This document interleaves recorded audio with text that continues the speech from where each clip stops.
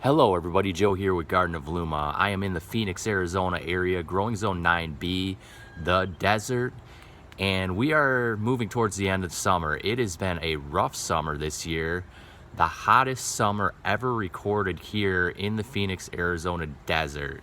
So just to give you an idea of how hot it's been, we've consistently been 110 and above for a really long stretch.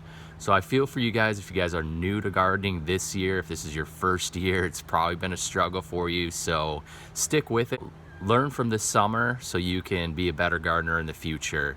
So in this video, I wanted to talk to you guys about the productivity of fruit trees. If you guys have a small yard, or maybe you just want to add a fruit tree or two to the yard, you probably want to know which trees will produce really well for you, which will produce heavily for you here. So I want to go through that.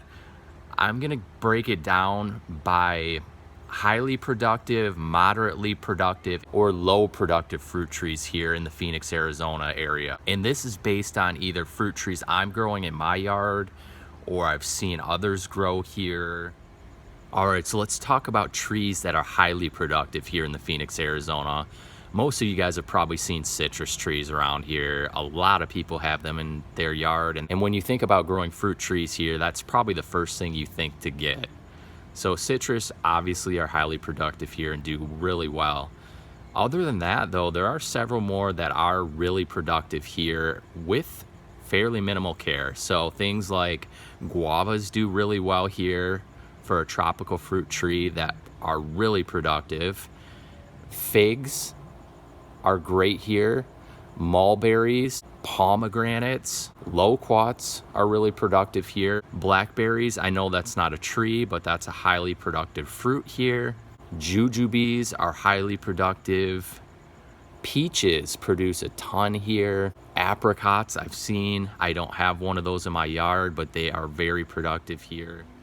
Apples can be highly productive if you get the right type. Jamaican cherry I would rate on the high side. It's also highly productive. So those are some of the trees you want to look for. If you're looking for trees that are going to just produce heavily for you here, most of those are pretty easy to care for as well.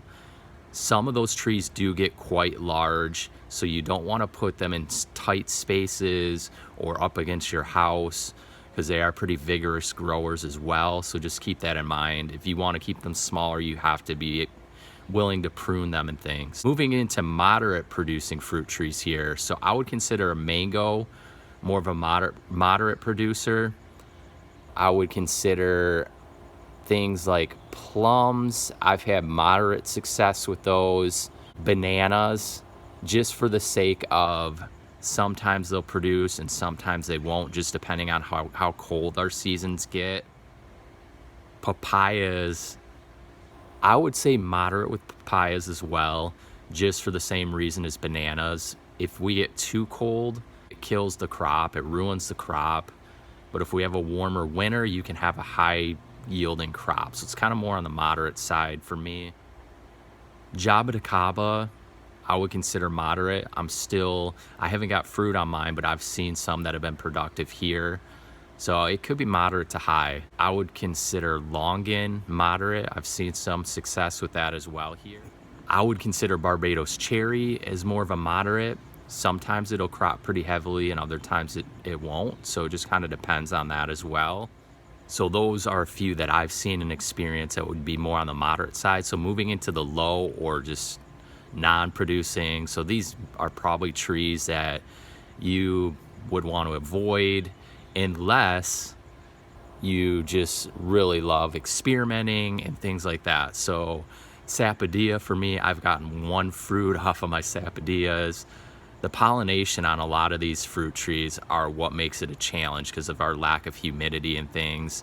So sapodilla, your anonas like Adamoya, soursop, cherimoya, I've had very minimal to no fruit on any of those. Sugar apple, so a lot more of your tropical types of things like that.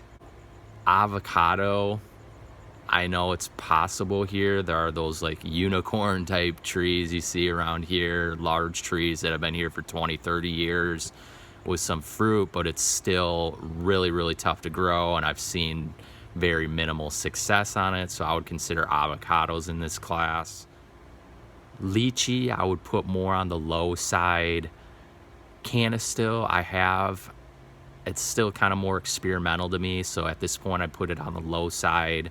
I also have wax jambu. I'm not really sure yet on that one, so probably for now I put it on the low side. Like mamey sapote, green sapote. Hopefully this helps you guys when you're shopping for a fruit tree to know what to get, what's going to be beneficial for you and your situation.